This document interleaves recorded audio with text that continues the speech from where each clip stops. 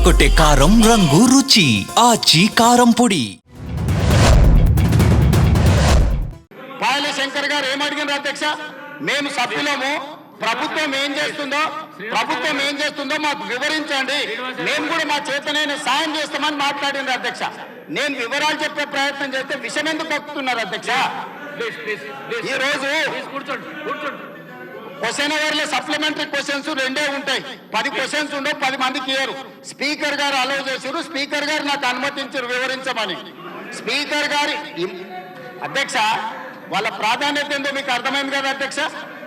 ఈ చర్చ జరగవద్దు, ఈ నిజాలు ప్రజలకు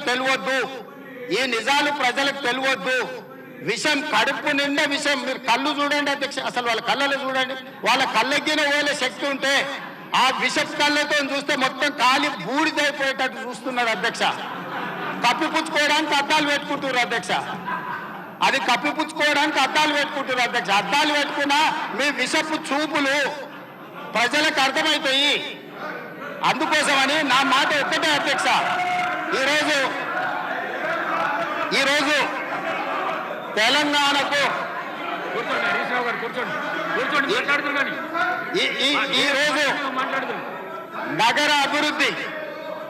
ఈరోజు నగర అభివృద్ధి చేయడం మా బాధ్యత. ఈరోజు ఇన్ని మాటలు మాట్లాడుతున్నారు కదా అధ్యక్ష. ఆనాడు కాంగ్రెస్ లో గెలిచిన ఎమ్మెల్యేని తీసుకొని మూసీ రివర్ డెవలప్మెంట్ కార్పొరేషన్ కు చైర్మన్ చేసింది ఎవరు అధ్యక్ష? ఎవరు? ఈ రోజు వివరాలు చెప్తుంటే ఆ నొప్పెందుకు అధ్యక్ష? ఆ నొప్పెందుకు? మీరు అనుమతి ఇచ్చిన తర్వాత వాళ్ళెవరు అధ్యక్ష ప్రశ్నించనికే? వాళ్ళెవరు సభ్యులు? ఈ రోజు అక్బరుద్దీన్ ఓవైసీ గారు, పాయల శంకర్ గారు, లేకపోతే కాలేరు వెంకటేష్ గారు. ఆ కాలేరు వెంకటేష్ గారినైనా చూసి నేర్చుకోండి, కనీసం ఒక అవగాహన వస్తుంది. మేము మూసీ నది ప్రక్షాళనకు సహకరిస్తాము. మా పేదలకు అందరికీ మంచి ఇండ్లు కట్టించండి, మా ప్రభుత్వ కార్యాలయాలు కట్టించండి, మా ప్రాంతాన్ని అభివృద్ధి చేయండి.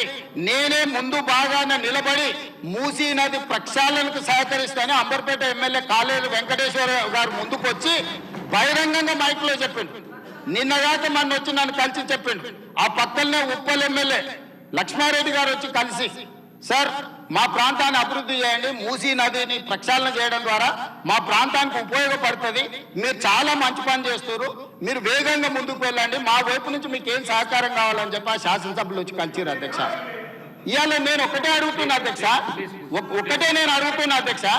ఈ రోజు మూసీ నది ప్రక్షాళన చేసుకుంటే నల్గొండ,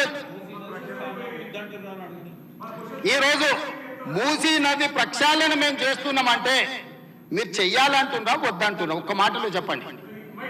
మీరు చెయ్యాలనుకుంటే ఏమి చెయ్యాలో సూచన ఇవ్వండి, వద్దంటే మీ కడుపు మంట ఏందో చెప్పండి, తెలంగాణ ప్రజలు నిర్ణయించుకుంటారు. ముఖ్యమంత్రి గారు మాట్లాడుతూ ఏం మాట్లాడింది సార్? ఇప్పుడు ఆయన మాటలు అసలు మూసీ కంపు కంటే ముఖ్యమంత్రి గారి మాటల కంపు ఎక్కువ సార్. అది వినడం చాలా కష్టం. ముందుగా అసలు ఈ మూసీ మోడర్నైజేషన్ ప్రాజెక్టుకు ఎంత ఖర్చు అవుతుంది? ఒకసారి ముఖ్యమంత్రి గారు 1,00,000 కోట్లు ఖర్చు పెడుతున్నామన్నారు, ఒకసారి 1,50,000 కోట్లు ఖర్చు పెడతామని డిఫరెంట్ టైమ్స్లో డిఫరెంట్ స్టేట్మెంట్స్ వచ్చాయి. అసలు ఈ మూసీ ప్రాజెక్టు సుందరీకరణ మీద రాష్ట్ర ప్రభుత్వం ఎంత ఖర్చు పెట్టాలనుకుంటుంది? ఎందుకంటే ఒకవైపు పిల్లల స్కాలర్షిప్లు ఇవ్వమంటే డబ్బులు లేవు, కోసుక తింటారా అంటున్నారు, లేదా రిటైర్డ్ ఎంప్లాయీస్కు డబ్బులు ఇవ్వండి అంటే డబ్బులు లేవంటున్నారు. ఇప్పటి వరకు మూసీ సుందరీకరణలో ఎన్ని నివాసాలు కూల్చివేశారు? ఆ కూల్చివేసిన నివాసాలకు పాత ఇండ్లకు కంపెన్సేషన్ ఇచ్చారా? వేజ్ లాస్ ఇచ్చారా? లేదా సింపుల్ గా కేసీఆర్ గారు కట్టిన డబుల్ బెడ్రూమ్ ఇళ్లలో అసైన్మెంట్ చేసి పంపారా? 2013 భూసేకరణ చట్టం ప్రకారంగా 14.5 లక్షల రూపాయల డబ్బు ఇవ్వాలి వాళ్ళకు. పాత ఇంటికి R&Bతో ఎస్టిమేట్ చేసి డబ్బులు ఇవ్వాలి. ఇంకా మీరు ఐడెంటిఫై చేసి కూల్చవలసిన ప్రభుత్వ ప్రైవేటు ఇల్లు ఎంత భూమి ప్రభుత్వ ప్రైవేట్ సేకరిస్తున్నారు? సమాధానం చెప్పండి. కావాలనే ప్రభుత్వ పెద్దల యొక్క ఆదేశాలతో ఈ గేట్లు ఎత్తి ముంపు గురి చేసిన విషయం ప్రభుత్వం దృష్టికి వచ్చిందా? ఎందుకు ఆ రకంగా గేట్లు ఎత్తారు? ఒకవేళ ప్రభుత్వానికి ఆ ఉద్దేశం లేకపోతే ఆ అధికారుల మీద ఏమైనా చర్యలు తీసుకున్నారా? సూటిగా సమాధానం చెప్పాలని చెప్పి నేను కోరుతా ఉన్నా అధ్యక్ష.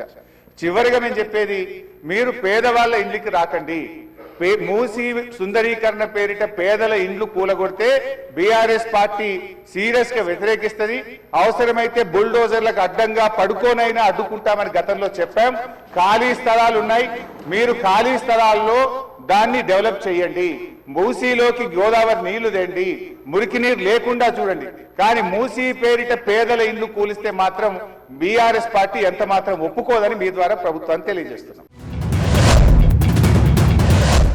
ఆ రోజు ఇరిగేషన్ మినిస్టర్ హరీష్ రావు గారు, చీఫ్ మినిస్టర్ కేసీఆర్ గారు, వీళ్ళిద్దరిని ఊరేసిన, నేను అథారిటీగా చెప్తున్నా, వాళ్ళిద్దరిని ఈ జలాల విషయంలో చేసిన అన్యాయానికి హరీష్ రావు గారిని, కేసీఆర్ గారిని ఊరే తీసినా తప్పు లేదు. ఇదే మిడిల్ ఈస్ట్ కంట్రీస్ అయితే చౌరస్తాలనే ప్రజల చేత రాళ్లతో కొట్టించి చంపించుండేవాళ్ళు. మనది ప్రజాస్వామిక దేశం కాబట్టి ప్రజాస్వామ్య బద్ధంగానే ఎవరినైనా శిక్షించాలి కాబట్టి కసబును కూడా మనము చాలా రోజులు జైల్లో పెట్టి బిర్యానీ పెట్టి విచారణ చేసి ఉరి తీయాల్సి వచ్చింది. కానీ రేవంత్ రెడ్డి గారు ఎంతసేపు ఎదుటి వాళ్ళ మీద బాడీ షేమింగ్, నువ్వు పొడుగు ఎక్కున్నావు, నువ్వు అద్దాలు పెట్టుకున్నావు, ఏంది చిల్లర మాటలు, నువ్వు ముఖ్యమంత్రివా ఏమన్నా స్ట్రీట్ రౌడీవా? స్ట్రీట్ రౌడీలు కూడా నీకంటే మంచిగా మాట్లాడతారు. నువ్వు కేసీఆర్ గారి మీద పదే పదే చావు భాష కోరుకుంటావా? తెలంగాణ తెచ్చిన నాయకుడు, ప్రధాన ప్రతిపక్ష నాయకుడు, 10 ఏళ్లు ముఖ్యమంత్రిగా చేసిన కేసీఆర్ గారిని పట్టుకొని అడ్డగోలు మాటలు మాట్లాడతావు. నువ్వు ఒక తెలంగాణ ద్రోహివి, నువ్వు ఒక నీళ్ల ద్రోహివి. నువ్వు కేసీఆర్ గారి పట్ల అటువంటి భాష మాట్లాడడం చాలా తీవ్రంగా మేము ఖండిస్తా ఉన్నాం. రాహుల్ గాంధీ గారు పొద్దున్న లేస్తే రాజ్యాంగం చేతిలో పట్టుకొని తిరుగుతాడు. ఇక్కడేమో అసెంబ్లీలో రాజ్యాంగం ఖూనీ అయితా ఉంది. ప్రధాన ప్రతిపక్షానికి మైకే ఇవ్వడం లేదు.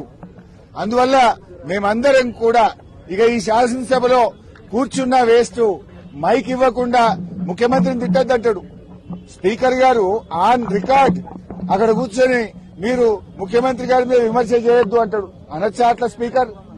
ముఖ్యమంత్రి గారి మీద మీరు మాట్లాడితే మీ మైక్ కట్ చేస్తా అంటాడు. మరి మేము ఉండేందుకు అసెంబ్లీలో? స్పీకర్ గారి పక్షపాత వైఖరికి నిరసనగా ఈ శాసనసభ ఈ సెషన్ ను బీఆర్ఎస్ పార్టీ బహిష్కరించాలని నిర్ణయం తీసుకున్నది. నా రక్తం మరిపోతా ఉంది. ఎందుకోసం అంటే చేసినటువంటి ఉద్యమం, చేసినటువంటి త్యాగం, వచ్చినటువంటి రాష్ట్రం డెఫినెట్ గా కేసీఆర్ గారి ఉద్యమ ఫలితమే. మరి వాళ్ళు అదే రాష్ట్రానికి ముఖ్యమంత్రి అయినటువంటి వ్యక్తి కేసీఆర్ గారి చిత్తశుద్ధిని శంకిస్తా ఉంటే నేను రిక్వెస్ట్ చేస్తా ఉన్నాను, కేసీఆర్ గారే డైరెక్ట్ గా హౌస్ కు వచ్చి మరి ఇటువంటి ఆరోపణలు చేసేటటువంటి వాళ్ళ నోర్లన్నీ మూతపడేలాగా చేయాలి. ఎందుకంటే సోర్స్ జూరాల నుంచి శ్రీశైలం ఎందుకు మార్చిరు అనేది కేసీఆర్ గారికే బాగా తెలిసి ఉంటుంది.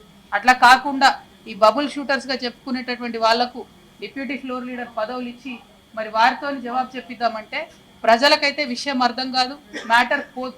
మరి బబుల్ షూటర్ల వల్లనే ఈ ట్రబుల్ అంతా వచ్చింది.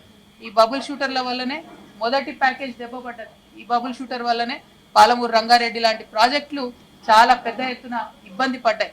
మళ్ళా వాళ్ళకే పెత్తనం ఇచ్చి, వాళ్ళకే డిప్యూటీ లీడర్లు ఇచ్చి మరి అసెంబ్లీకి కేసీఆర్ గారు రాకపోతే మాత్రం బీఆర్ఎస్ పార్టీని ఆ భగవంతుడు కూడా కాపాడలేడు. గౌరవ ముఖ్యమంత్రి గారు నేను మళ్ళీ రిక్వెస్ట్ చేస్తా ఉన్నా, మీ మాట తీరు మార్చుకోండి.